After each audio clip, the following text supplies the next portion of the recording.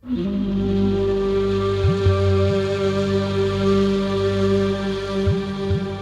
this energy links to is the Christ energy. There's a whole story about who Jesus was really, what he did historically, and his time in India, actually, during the lost years and after. Much of that was part of my study and the energy that we received from the masters there in India. I've literally walked in places where Christ lived, meditated, hung out in South India. I've seen objects that he left there. And I'm going to share some of that with you today in the form of this extraordinary sandalwood powder that carries the energy, the vibration of the Christ consciousness. I don't know an easier way to say it. I know it sounds nuts, but you know what? We're at an expo. We can say do what we want. That's right. We're off the rails. You know, if we want to go off the charts, we can. There's a lot of misconception about meditation. And how many people think that meditation means you have to have a clear mind? No thought, no activity in the mind. Show of hands. Anybody think that? Well, that's what, when I did it, don't think of anything. Right? Just put yourself in that place where it's just thinking of nothing. Right? Absolutely nothing. And how does that work? Well, it didn't for me. Because Right. Thank you. Yes, many people have the idea that meditation means a blank mind, and they get frustrated as meditators because the mind goes kind of active, and they're baffled by that. You know, like, well, maybe I'm a bad meditator then because I didn't really do, because my mind is going yap, yap, yap. Right. So, let's say, if the challenge in meditation, why do we meditate? There's a good question. Is it to get quiet? Is it to feel more peaceful? Is it to connect with our deeper self? Is it to connect with the cosmic, God, universe, whatever you want to call it? All of the above. All of the above. Altered states. Altered states. For me, it was health benefits, better sleeping and reclaiming health. So. Nice. So there's a lot of reason why we meditate, right? If you ask 100 people, everybody will possibly have a slightly different answer.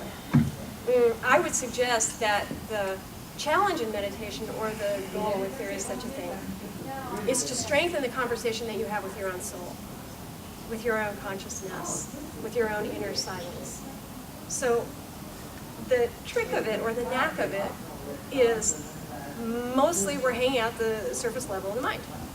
And the surface level of the mind goes, because that's what it is. We're in a normal body, we're in our normal lives, we're very active. When you sit down to be quiet, what happens? Right? In the Eastern traditions, they call the mind as a monkey. Why do they say that? Have you ever seen monkeys? Chatter. Well, they jump all over the place. They go from branch to branch to branch to branch to branch, looking for what? Fruit. What are they looking for? Food. Entertainment. Yeah. The next cool thing, whatever it is. Watch your thoughts. How different are we? Well, I'm here studying, but then I thought about that thing, and then, oh, that person I should talk to, and that thing I had happened the other day, and oh, I've got this list of stuff I need to do, and oh, that dress I saw in the window. And the mind is like that, as a monkey. So there are different traditions. They're all valid for getting peaceful, I would say. They're all valid for getting calm.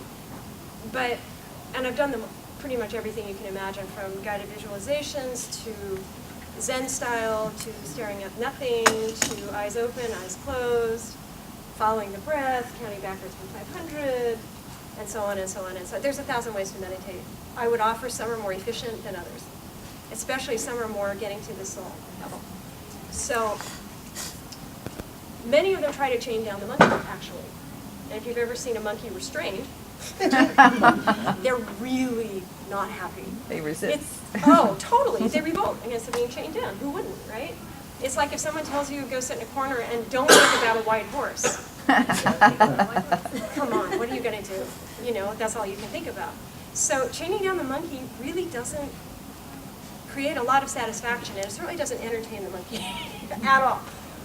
When you use mantra, and mantra just means like a small syllable or set of syllables that are highly charged. It means they're coming from Sanskrit generally, or ancient languages. There's energy in those syllables. It's divine energy. It's even actually technically angelic energy. Each little piece of a mantra is bringing angelic forms. So when you're repeating a mantra, it's very interesting what happens. The mind gets entertained by it because of the charge in it. And the mind goes, oh, what is that? Oh, I like that. Oh, I'll do that again. And in the process of, let's say if you're starting the surface level, and let's say the mantra is Om, for example, the simplest of all of them. Om, Om, Om, Om. It's almost like rungs on a ladder coming down, stepping down with each repetition to what? To the inner silence. The vast, unbounded consciousness that actually is what you are. But there's a little distance, right? So we need some vehicle to come into that more free, more unbounded, more limitless silence that's inside. So, in effect, what you're doing is you're giving the monkey what he wants, a pile of bananas.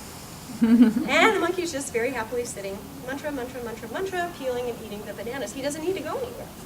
It's charming to the mind. And because it's charming to the mind is willing to step down. And because it's willing to step down, it's actually willing to transcend itself. Sometimes it's blank. There's no mantra, there's no thought, there's no anything. Interesting. So, as you're coming down, coming down, coming down, it's an interesting process. What happens to your neurophysiology when you meditate like this? They did tons, reams of research on meditators in the 70s with the TM movement, the Transcendental Meditation. All the medical schools and universities did a lot of research on the meditators. And they found something consistent, which is when you meditate with mantra, mantra, mantra, mantra, mantra, your system after 20 minutes goes to such a deep state of rest that it is more deep than the deepest point of sleep. If ever there were a reason to take a mantra and meditate 20 minutes a day, I would say that that's it. If you go to a deeper state of rest. What happens when you go to sleep at night? Your body goes, woohoo, it's time to heal. Not only that, it's time to throw off whatever stress happened throughout the day. You know, you're twitching, sometimes your body's just kind of on the way to sleep. Your whole system is geared to toss off whatever it accrued. Maybe the week, the month, it could be this lifetime. No speculation on that. But the point is this, when you begin to meditate with a mantra, already, automatically, your system goes to a deeper state of rest and it starts to throw off stress. And here's the interesting, tricky part. Our neurophysiology interprets that decharging of stress as thoughts. Oh, so thoughts are a good symptom of a successful meditation. They're not a negative. It's like you swept the floor clean and there's a bunch of dust flying around. And those are the kinds of thoughts that happen generally in meditation. And there is a distinction between the deep, knowing kind of intuitive thoughts that come up. That's a different thing. And you know the difference. But generally the thoughts are like, fine, let them be like that. Who cares? The general rule about the thoughts in the meditation is, yeah, so what, who cares? We don't really pay attention. So you have a little mantra, you have a little thoughts. And it goes like that. Let's say your mantra, mantra, mantra, mantra, mantra. You go to that deep, deep state of rest, even for a nanosecond. Automatically a big thought stream comes, a big daydream. You don't even know who you're talking to or why. Great. It means your system released some stress that was lodged in there. Who knows from when or how long? It doesn't matter.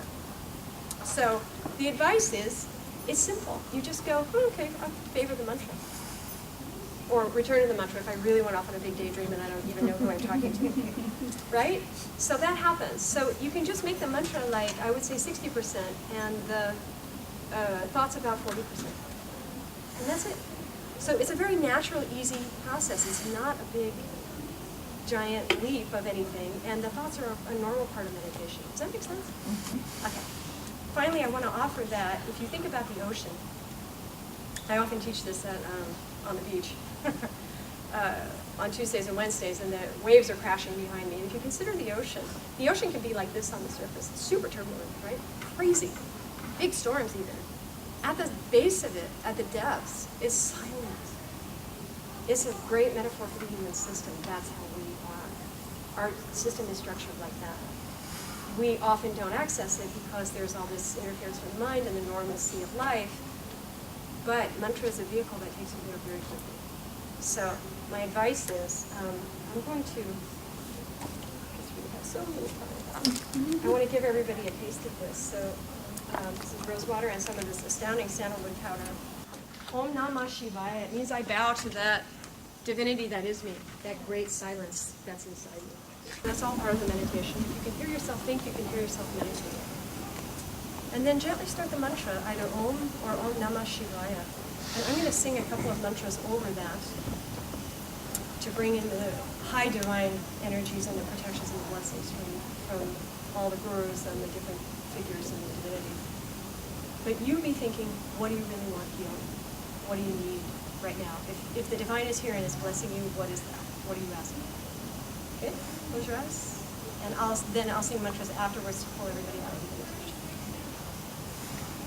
Om Guru Brahma Guru Vishnu Guru Devo Maheshwara Guru Sakshat Parabrahmam Tasmai Sri Gurave Namaha. Om Shuklam Varadaram Vishnum Sashivaranam Chaturabhujam Prasannavaranam Dhyaye Sarva Vignopashante. Om Agajanana Padmarkam Gajanana Maharanisham Anekadandadam Bhaktanam Yekadandam Tasmaye Yekadandam Tasmaye. Om Bhurvuvah Suvah Tasya Viturvarenyam Bhargo Devasya Dhimahi Diyo Yona Prachodayat. Om Shanti Shanti.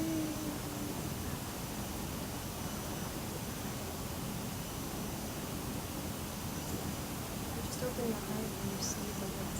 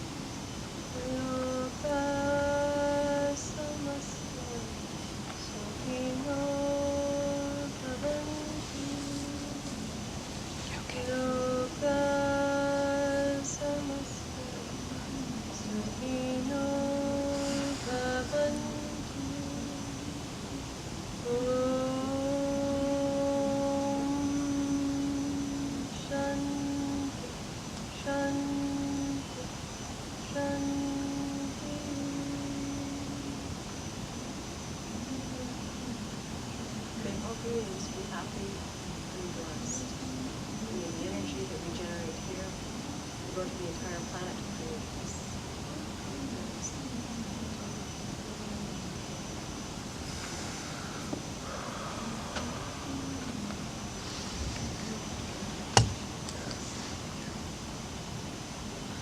So be kind to yourself. Be gentle. The energy will keep working, and you try not to watch this off for a while. And drink lots of water. Be easy. If you need to rest later, it might hit you when the energy might come again in a way. But and I do a lot of healing and wellness and meditation and that sort of thing. Events here in Los Angeles. I teach yoga 2 days a week on the beach when the weather permits. And we do also a meditation there. I have a mailing list that I borrowed from somebody else, so just your name, email, and phone is fine. If you're not local, I also work with Skype, and I do healing sessions and so on via Skype. So thank you so much for being here, and I wish you great morning. Thank you. Thank you. Thank you.